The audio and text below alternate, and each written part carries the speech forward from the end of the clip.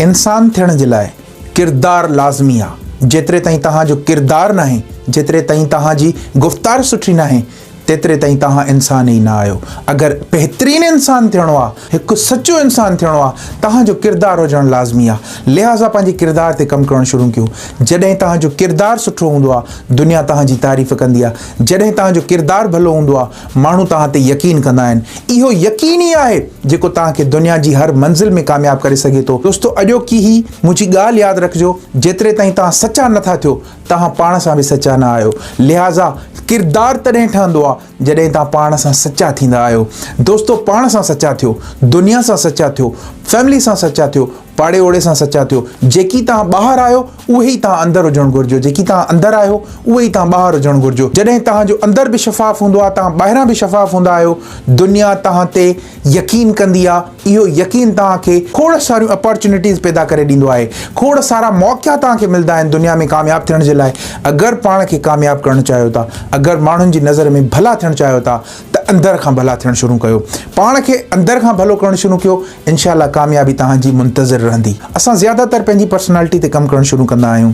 जेका हिकु बहितरीनु ॻाल्हि आहे, पंहिंजे ज़मीर ते अगरि असां कमु न कंदासीं त असां कॾहिं बि हिकिड़ा भला इंसान नथा थी सघूं। भलो इंसान थियण जे लाइ तव्हांखे पाण खे शफ़ाफ़ करणो पवंदो, तव्हांखे पंहिंजे ज़मीर ते कमु करणु शुरू करणो पवंदो। असां ज़्यादातर पाण खे कुझु भलो ॾेखारण जी कोशिशि कंदा आहियूं, मगर जेको असां अंदरि में न हूंदा आहियूं। अगरि असांखे पाण खे भलो ॾेखारण जी ज़रूरत आहे त अंदरि खां ई असां इहो कमु करणु शुरू कयूं। अंदरि खां ई असां पाण खे भलो कयूं, इनशाला असां दुनिया जे साम्हूं हिकु बहितरीनु ऐं भला इंसान थी साम्हूं ईंदासीं। दोस्तो, अगरि असां ॿाहिरां कुझु ॿिया हूंदासीं, अंदरि खां कुझु ॿिया हूंदासीं, त इहा पाण सां त ज़्यादती आहे ई आहे, पर साम्हूं वारे सां बि हिकु वॾी ज़्यादती आहे। ऐं इनखे ॿिए नाले सां मुनाफ़िक़त बि चयो वेंदो आहे। सचा माण्हू थी वञो। जॾहिं तव्हां सचा माण्हू थी वेंदा आहियो त दुनिया तव्हांजी तारीफ़ कंदी आहे। इहा तव्हांजी तारीफ़, इहा तव्हांजी सचाई जी तारीफ़ तव्हांखे हिकिड़े भले उहिदे ते पुॼाईंदी आहे, तव्हांखे हिकिड़े वॾे मुक़ाम ते पुॼाईंदी आहे। दोस्तो, दुनिया जा जेकी बि कामयाबु इंसान आहिनि, इन्हनि सां सचाई साथ ॾिनो आहे। इन्हनि सचाई सां साथ ॾिनो आहे, तॾहिं इहे वॾनि उहिदनि ते पुॻा आहिनि। तो असांजो जेको प्रोजेक्ट सेल्फ आहे, उहो कुझु ॿियो हूंदो आहे, असां अंदरि खां कुझु ॿियो हूंदा आहियूं। असांखे ईअं करणु न खपे। जॾहिं असां पंहिंजे अंदरि खे रियल सेल्फ खे भलो कंदासीं, तॾहिं ई असां दुनिया जा कामयाबु इंसान थी सघूं था। सचाई हिकु वॾो हथियारु आहे जेको तव्हांखे कामयाबु थियण खां कॾहिं बि रोके नथो सघे। हा, थोरी देरि थींदी आहे, पर सचाई जहिड़ी कामयाबी कॾहिं बि कोई हासिलु नथो करे सघे। लिहाज़ा पंहिंजी सचाई ते कमु कयो, पाण ते कमु कयो, डेली पाण खे टाइम ॾियणु शुरू कयो, पंहिंजे लाइ सोचणु शुरू कयो, पंहिंजे किरदार जे लाइ सोचणु शुरू कयो। इहो सोचो त तव्हांजे वजूद मां कंहिंखे नुक़सानु त न आहे।